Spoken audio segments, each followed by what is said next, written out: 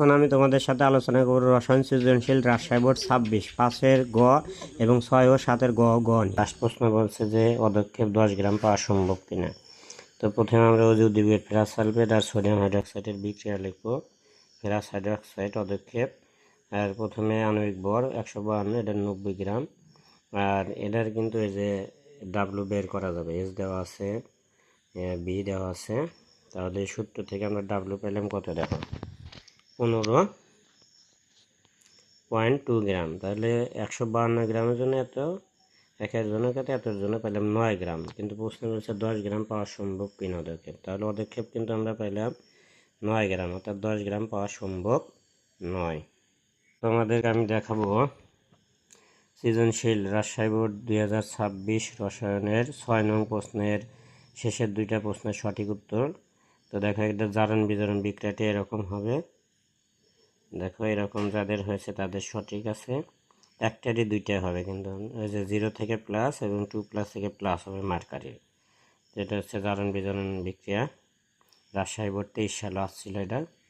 আর এরপরে বলছে 1 নং বিক্রিয়াটির উৎপাদ পেতে সাম্যাবস্থা লাসাতিলের নীতির প্রয়োগ, অর্থাৎ 1 নং বিক্রিয়াটি যেহেতু মাইনাস দেওয়া আছে, এটি হচ্ছে তাপোৎপাদী বিক্রিয়া। তো সেক্ষেত্রে তাপের প্রভাব, তাপ বাড়ালে ডান থেকে বামে যাবে আর কমালে বাম থেকে ডানে যাবে। চাপের প্রভাব বেশি মূল থেকে কম মূলের দিকে, আর চাপ বাড়ালেও কম থেকে বেশির দিকে যাবে। গুণমাত্রার প্রভাব হচ্ছে বিক্রিয়কের গুণমাত্রা বাড়ালে বিক্রিয়ক কমে উৎপাদের পরিমাণ বাড়বে, আর উৎপাদের গুণমাত্রা বাড়লে উৎপাদ কমে গিয়ে বিক্রিয়কের গুণমাত্রা বাড়বে। তো এরপরে আমরা দেখব শেষের ভিডিও প্রশ্নের উত্তর, এবং আমি কিন্তু 2 ভাগে ভাগ করে দেব এই ভিডিওটা। অর্থাৎ প্রথম অংশে তোমরা পাবে 1 থেকে 4 পর্যন্তের অ্যান্সার, এবং দ্বিতীয় অংশে পাবে ইনশাল্লাহ 3 থেকে 7-এর সঠিক অ্যান্সারগুলোর শর্ট ভিডিও। এখন তোমাদের সঠিক অ্যান্সার দেখিয়ে দেব রাজশাহী বোর্ড 26-এর সৃজনশীলের 7 নম্বরের সঠিক উত্তর গ এর শেষের দুইটা প্রশ্নের। দেখো প্রথমটার কিন্তু এখানে ইথিন দেওয়া আছে, এটার বিক্রিয়া করলে হয় ইথানল, বীজ যৌগটা হবে ইথানল।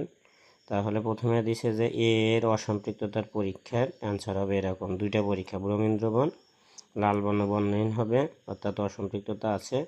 আর এখানে বেয়ার দ্রবণ পরীক্ষা, পটাশিয়ামের গোলাপি বর্ণ বর্ণহীন হয়ে যাবে। এভাবে বিক্রিয়া দিতে হবে।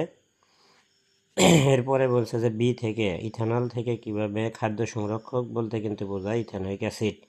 তাহলে এটা কীভাবে তৈরি করা যায়, বিক্রিয়াগুলো এভাবে হবে। তো আশা করি তোমরা অ্যান্সারগুলো মিলে নেবে। ভিডিওটি কেমন লাগলো অবশ্যই লাইক, কমেন্ট এবং চ্যানেলটি সাবস্ক্রাইব করে দিও ভালো লাগলে। সকলকে